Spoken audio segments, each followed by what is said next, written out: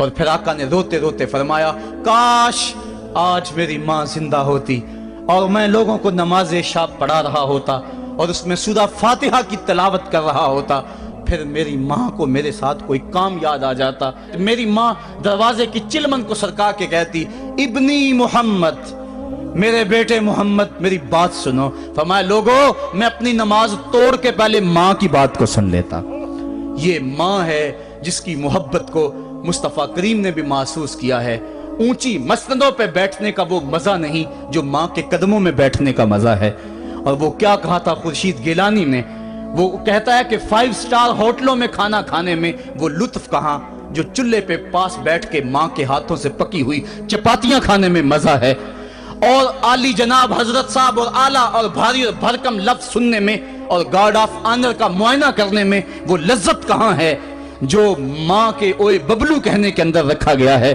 ماں جب بولتی ہے تو اس کے لہجے میں جبریل بولتا ہے، ماں جب مسکرا کے دیکھ لیتی ہے تو لگتا ہے جنت کی ساری کلیاں کھل اٹھی ہیں۔ ایک شخص نے سین حرم میں اپنی ماں کو اپنے کندھوں پہ سوار کرا کے طواف کروایا اور پھر حضور کی خدمت کے پاس میں حاضر ہوا، عرض کی حضور میں نے کہ اپنی ماں کا حق ادا کر دیا ہے، کہا تو اس کی ایک مسکراہٹ کا بدل نہیں دے سکا۔ ماں جب مسکراتی ہے تو اس کے لہجے میں اتنی مٹھاس ہوتی ہے، میں کہتا ہوں ساری دنیا کے شہد نچوڑ دیے جائیں اتنی محبت پیدا نہیں ہوتی جتنی محبت ماں کے لہجے میں ہے۔ جب وہ بیٹے کو اوئے ببلو اوئے مٹھو کہہ کے پکارتی ہے، اوئے بیٹا کہہ کے پکارتی ہے، آواز دیتی ہے، تو ماں کے لہجے کے اندر وہ رس گل رہا ہوتا ہے کہ حوریں بھی آفرین آفرین کر رہی ہوتی ہیں۔ ماں کے بے ادب ہاتھ جوڑ کے ماں سے معافی مانگ لیں، باپ کے گستاخ ہاتھ جوڑ کے باپ سے معافی مانگ لے، یہ سرمایہ زندگی میں نہیں ملے گا۔ عموماً قدر نعمت زوال نعمت کے بعد ہوتی ہے۔ آؤ ماں باپ کی قدر کو پہچانیں اور اللہ کی رحمتوں کو لوٹیں۔ علامہ اقبال کی جب والدہ فوت ہوئی تو وہ پھوٹ پھوٹ کے روئے، جوان ہونے کے باوجود ان کی آنکھوں سے آنسو نہیں تھمتے تھے، اور پھر روتے روتے کہتے تھے وطن میں ہوگا اب کس کو میرا انتظار، کون میرا خط نہ آنے سے رہے گا بے قرار، آرزو لے کے تیری خاک کے تربت پہ آؤں گا، اب دعائے نیم شب میں کس کو میں یاد آؤں گا، کون پچھلے پہر اٹھ کے دعا کرے گا، ماں ہی دعا کرتی ہے۔ ماں کے جب ہاتھ اٹھ جاتے ہیں تو اجابت کے سارے دروازے کھل جاتے ہیں۔ ماں جب بولتی ہے اور دعا کے لیے ہاتھ اٹھا دیتی ہے، اللہ رحمت کے سارے دروازے کھول دیتا ہے اور قریب آ کے ماں کی فریاد کو سنتا ہے۔ ماں کی دعا جو اولاد کے حق میں ہے، مظلوم کی دعا اور مسافر کی دعا، حدیث میں آتا ہے یہ 3 دعائیں ایسی ہیں جو رد نہیں ہوتی۔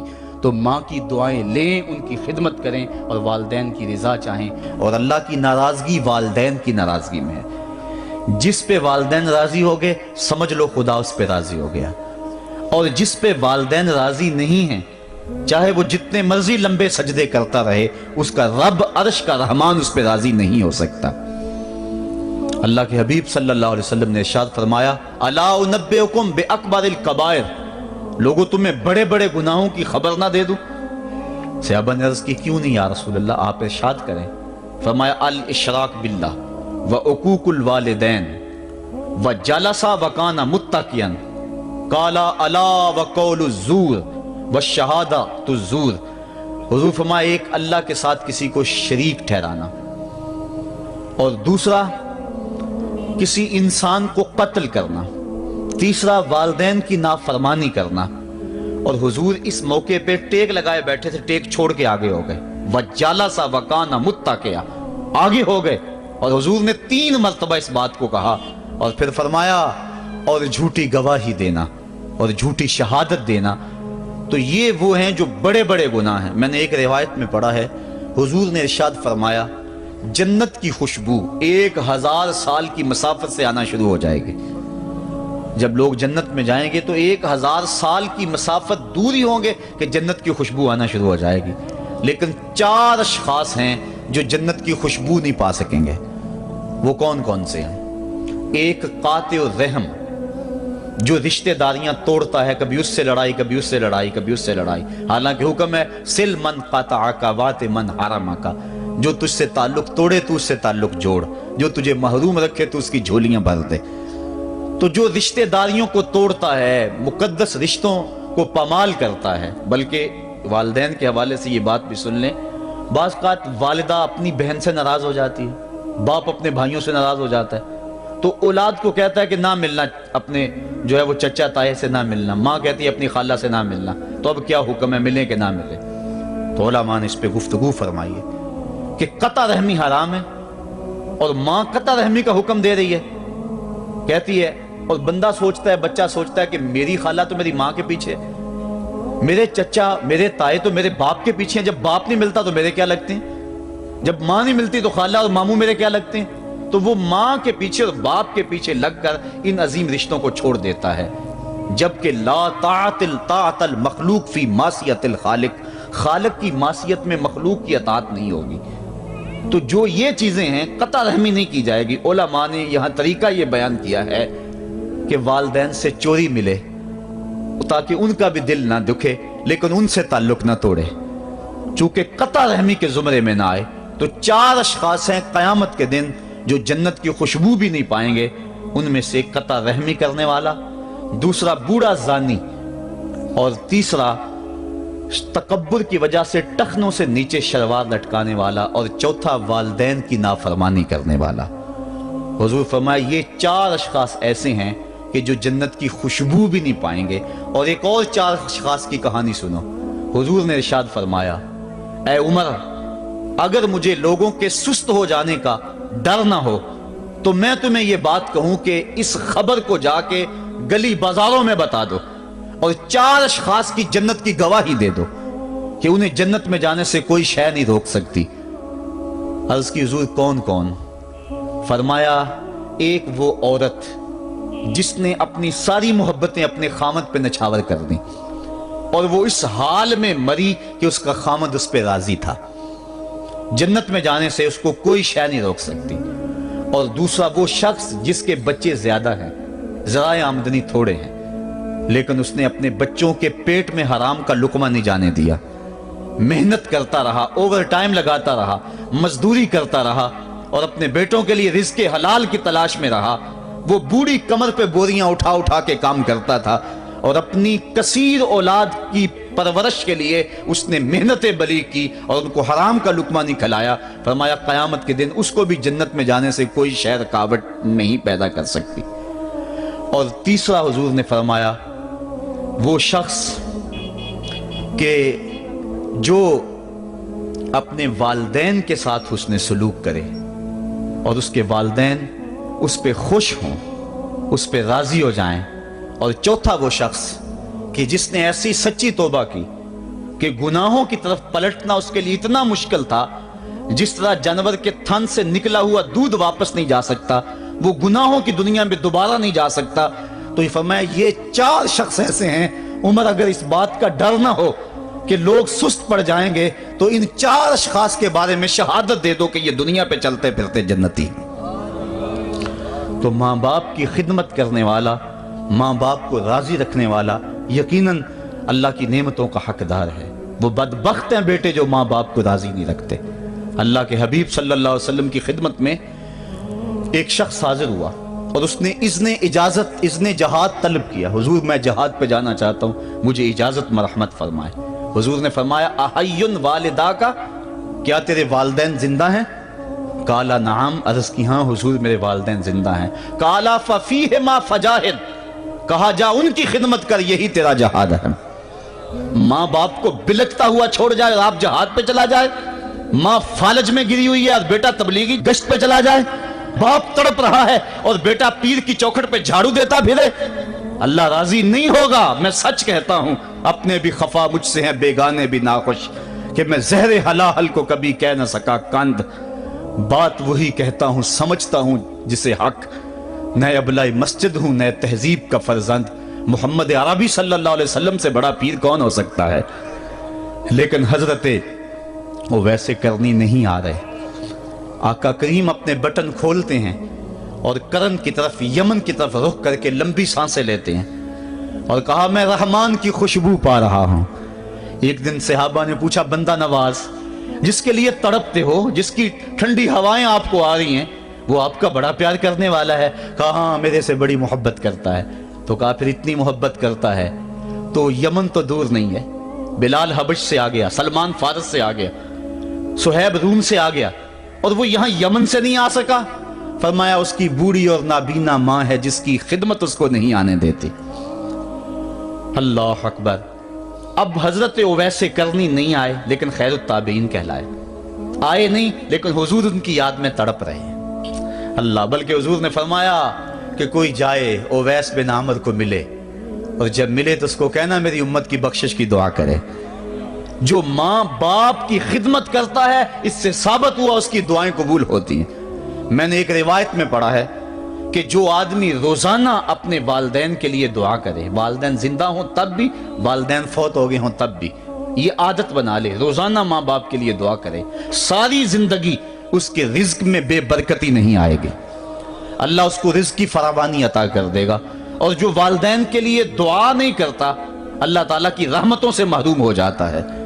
حضرت ابو ہریرہ رضی اللہ تعالیٰ عنہ جب بھی ہاتھ اٹھاتے تھے تو یہ دعا کرتے تھے، اللہم اغفر لابی ہریرہ ولامی ولمن استغفر لہما، اے اللہ ابو ہریرہ کو بخش دے، حضرت ابو ہریرہ کی ماں کو بخش دے، اور قیامت تک جو ہم دونوں کے لیے بخشش کی دعا کرے اس کو بھی بخش دے۔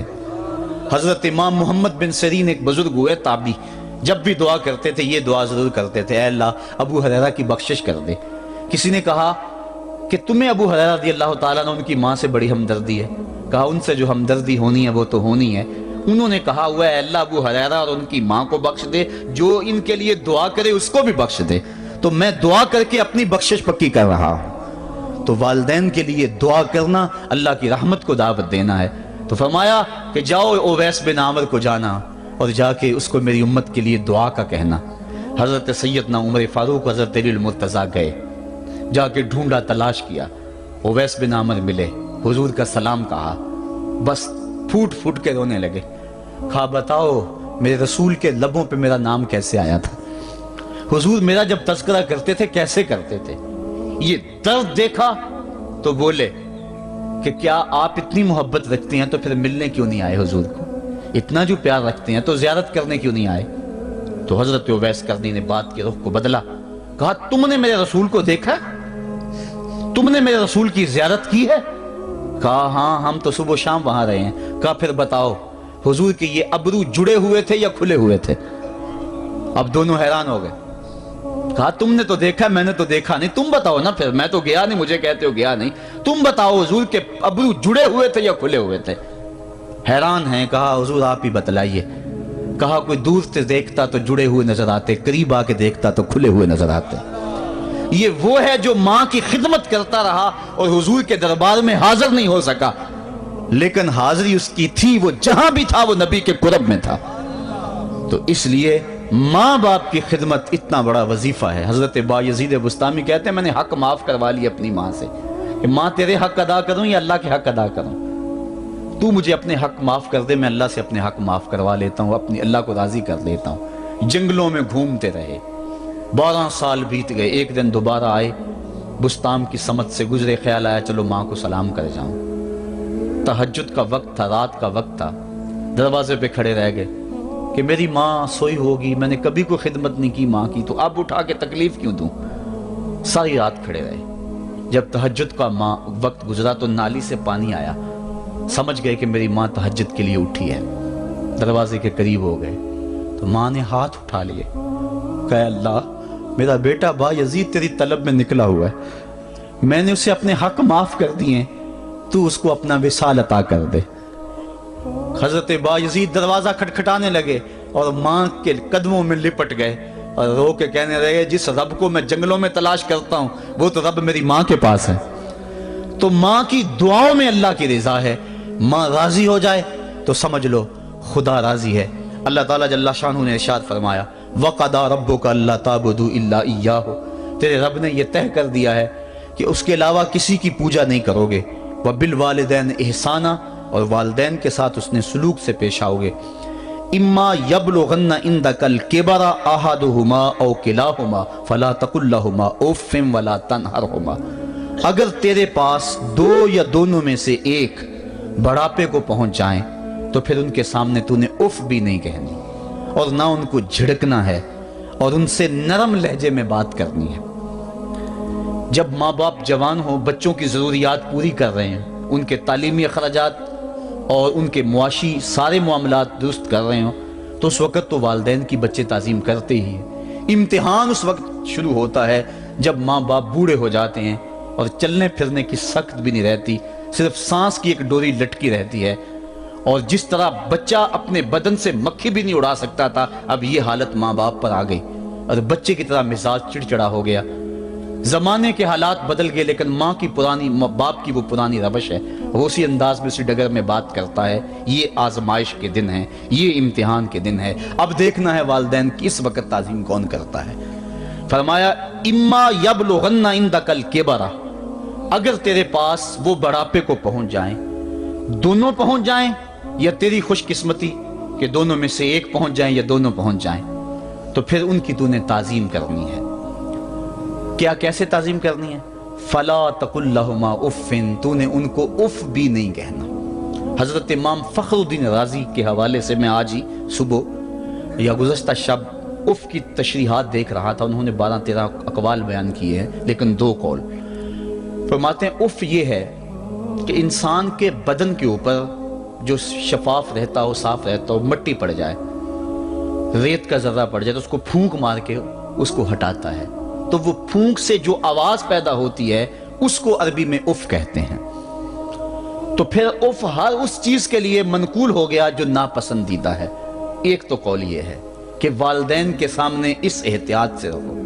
دوسری بات آپ فرماتے ہیں اف کا مفہوم یہ ہے کہ جب ماں باپ بوڑھے ہو جائیں تو بول و براز چارپائی پہ نکل جاتا ہے اور انسان ان کو اٹھا کے ان کی خدمت کرتا ہے، صفائی کرتا ہے، کپڑے بدلتا ہے۔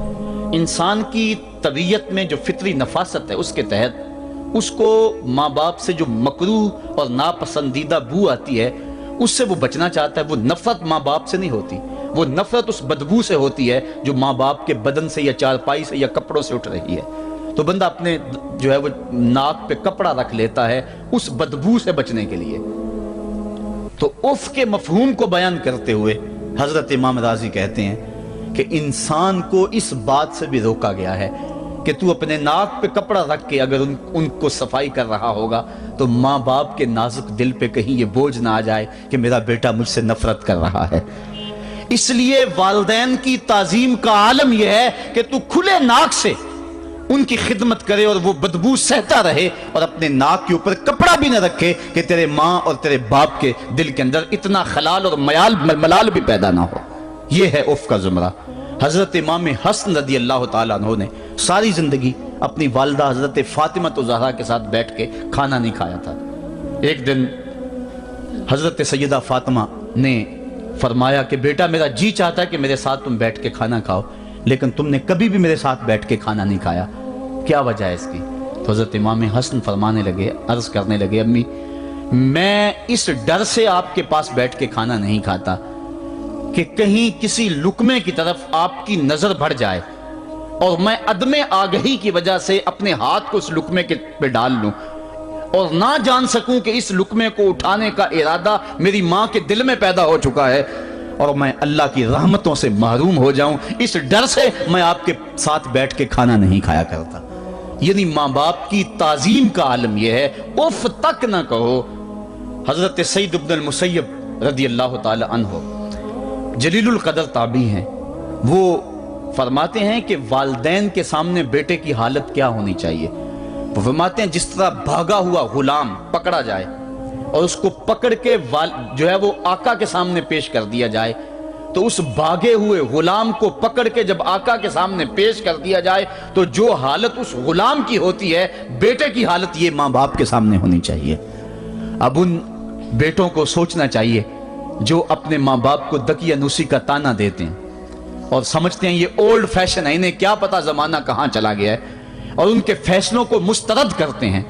علماء نے اس بات کو تفصیل کے ساتھ بیان کیا ہے کہ شریعت کے جو قطعی ضابطے ہیں ان ضابطوں اور ان قوانین کو اور ان معاملات میں تو والدین کی فرما برداری نہیں ہوگی اللہ کی اگر معصیت ہوتی ہو، لیکن جو معاملے شک والے ہیں وہاں ماں باپ کے قول کو ترجیح دی جائے۔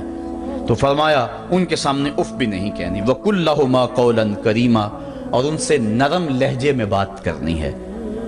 وَاخْفِضْ لَهُمَا جَنَاحَ الذُّلِّ مِنَ الرَّحْمَةِ، اور ان سے بات اور ان کے لیے اپنے بازو بچھا لینے ہیں نرم دلی کی وجہ سے، نرمی کی وجہ سے۔ جب جانور زمین کی طرف رخ کرتا ہے، اوپر سے نیچے کی طرف آتا ہے، تو اپنے پروں کو سکیڑ لیتا ہے، تو اس کے لیے یہ لفظ بولے جاتے ہیں وَخْفِضْ لَهُمَا جَنَاحَ۔ تو اللہ تعالیٰ فرمایا جس طرح وہ جانور عزت سے اپنے بازو سکیڑ لیتا ہے اور پھیلاتا نہیں ہے، والدین کے سامنے تیری اکڑ، تیرا عہدہ، تیرا منصب، تیری شانیں، تو بڑا اونچا ہے، لوگ تجھے سلوٹ کرتے ہیں، تیرے ہاتھ چومتے ہیں، تجھے سلام کرتے ہیں، اونچی کرسیوں پہ تو بیٹھتا ہے، لیکن وہ سب وہاں چھوڑ دے اور ماں کے قدموں میں عاجز بن کے بیٹھ جا، باپ کے قدموں میں عاجز بن کے بیٹھ جا، وہاں اپنی اس کسی چیز کا لحاظ رکھ۔ پرندہ اوپر کوڑے تو پر کھولے، لیکن جب نیچے آئے تو پروں کو سمیٹ لے، تیرا عہدہ، تیرا منصب باہر رہے، جب ماں باپ کے پاس آئے اس وقت تو مؤدب غلام کی صورت میں اپنے والدین کے سامنے کھڑا۔ وَقُلْ رَبِّ ارْحَمْهُمَا كَمَا رَبَّيَانِ صَغِيرًا۔ اور اگلا حق یہ بیان فرمایا کہ اللہ کی بارگاہ میں عرض کر رہا ہے اللہ میری ماں پر بھی اور میرے باپ پر بھی رحم فرما دے، جس طرح میں چھوٹا تھا اور میرے اوپر انہوں نے رحم فرمایا۔ انسان ماں باپ کے حق دے نہیں سکتا، حضور نے ارشاد فرمایا کہ انسان ماں باپ کے حق نہیں ادا کر سکتا الا یہ کہ ان کو غلام پائے اور خرید کر آزاد کر دے، اس کے علاوہ کوئی صورت ایسی نہیں ہے۔ ایک شخص نے حضور کی خدمت میں حاضر ہو کے عرض کیا حضور میں اپنے والدین کی بڑی خدمت کی ہے، اس کو امام حقی نے لکھا ہے، اور جن مراحل سے میں گزرتا رہا ہوں ان مراحل سے میرے ماں باپ گزرے ہیں اور میں نے ان کی خود خدمت کی ہے۔ آج بیٹے بیویوں پہ کام چھوڑ دیتے ہیں کہ بیوی خدمت کرے گی۔ احسان دانش کہتا ہے کہ میں نے اپنی بیوی کو ہاتھ نہیں لگانے دیا، میں نے کہا میرے ماں باپ ہے، یہ خدمت اور کوئی حاصل کیوں کرے، یہ تو میں حاصل کروں گا۔ تو ساری خدمت میں نے خود کی، جس طرح انہوں نے نوالے توڑ توڑ کے میرے منہ میں ڈالے میں نے بھی حضور ایسے کیا، جس طرح میرے لیے میری ماں رات جاگتی رہی میں بھی اپنی ماں کے لیے جاگتا رہا۔